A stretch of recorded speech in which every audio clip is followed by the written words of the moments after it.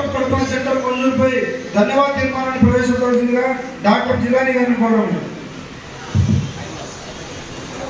సభాధ్యక్షురాలు గౌరవ ఎమ్మెల్యే రెడ్డప్ప గారి మాధవరెడ్డి గారికి, వేదికను అలంకరించిన పెద్దలందరికీ, విచ్చేసిన తెలుగుదేశం పార్టీ కార్యకర్తలు, అదేవిధంగా అభిమానులందరికీ కూడా మనసారా నమస్కారం.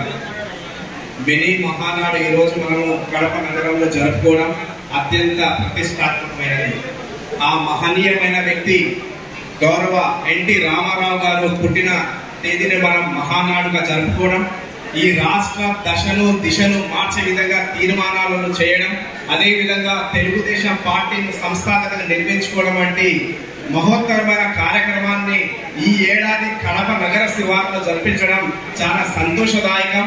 తెలుగుదేశం పార్టీ కార్యకర్తల అభిమానుల తరపు నుంచి జిల్లా అధ్యక్షులు రెడ్డప్ప గారి శ్రీనివాసులు రెడ్డి గారికి ధన్యవాదాలు తెలుపుకుంటున్నాను. తెలుగుదేశం పార్టీ లేకుండా చేస్తారన్నారు. తెలుగుదేశం పార్టీ అవినీతి కోరల నుంచి పుట్టలేదు. తెలుగుదేశం పార్టీ సానుభూతి పవనాల నుంచి పుట్టలేదు. తెలుగుదేశం పార్టీ తండ్రి ఫోటోలు చూపించి పుట్టలేదు. తెలుగుదేశం పార్టీ పుట్టింది శ్రామికుడి చెమటల్లో నుంచి, కార్మికుడి కరిగిన కండరాల నుంచి, రైతు కూలీల కన్నీటి నుంచి పుట్టిన పార్టీ తెలుగుదేశం పార్టీ. తెలుగువారి ఆత్మ గౌరవాన్ని చాటి చెప్పడానికి పుట్టిన పార్టీ తెలుగుదేశం పార్టీ. అలాంటి పార్టీని చెరిపే దమ్ము ధైర్యం ఎవరికైనా ఉందా? గట్టిగా చెప్పండి, ఉందా? కాబట్టి మిత్రులారా, అదే స్ఫూర్తితో అదే యుక్తితో మన ఎమ్మెల్యే రెడ్డప్ప గారి మాధవరెడ్డి గారు ఒక చాకచక్యంగా కని విని ఎరగని రీతిలో కడప నగర చరిత్రలో లేని విధంగా ప్రజాధర్మాన్ని ఏర్పాటు చేయడం జరిగింది. నిరుపేదలు వచ్చి ప్రజాధర్మాల్లో చెప్పితే నేరుగా వెళ్ళి అసెంబ్లీలో చెప్పేటట్టుగా ప్రతి ఒక్కరి సమస్యలను అసెంబ్లీలో లేవలెత్తుతున్న మన రెడ్డప్ప గారి మాధవరెడ్డి గారికి గట్టి చప్పట్లతో సత్కరించగా కోరుతున్నాను. కాబట్టి మిత్రులారా, తెలుగుదేశం పార్టీ రాజకీయాలను, అదేవిధంగా దేశ రాజకీయాల్లోనే ఆదర్శవంతమైన పార్టీ తెలుగుదేశం పార్టీ. రాజకీయ పార్టీలు ఎన్నో ఉండొచ్చు, కానీ కార్యకర్తల పార్టీ ఏకైక పార్టీ అది తెలుగుదేశం పార్టీ అని చెప్పి ఈ సందర్భంగా తెలియపరుస్తున్నాను.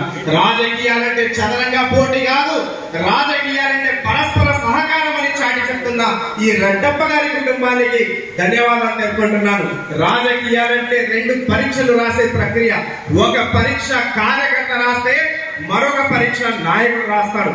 ఎన్నికల ముందు మనము ఏ విధంగా పరీక్ష రాస్తాము, మన కష్టంతో, అదే విధంగా గట్టి సంకల్పంతో, నీతి నిజాయితీతో ప్రతి ఒక్క బూత్ ఇన్ఛార్జి, ప్రతి ఒక్క కార్యకర్త మనము శక్తి యుక్తి చూపించి అమ్మగారిని గెలిపించుకున్నాం. ఇప్పుడు జరగబోయే పరీక్ష నాయకుడి పరీక్ష. ఏ విధంగా మనం 100కి 100 మార్కులతో మనం పాస్ అయ్యామో, మన జిల్లా అధ్యక్షులు కూడా 100కి 1000 మార్కులతో పాస్ అవుతారని చెప్పి ఈ సందర్భంగా తెలియపరుస్తున్నాం. ఏ ఒక్కరు సూట్ కేసులు తెచ్చినా, ఏ ఒక్కరు కాయిదాలు చేసినా కష్టపడిన కార్యకర్తకే మొగ్గు చూపుతారని మనసారా ఆశిస్తూ జై తెలుగుదేశం.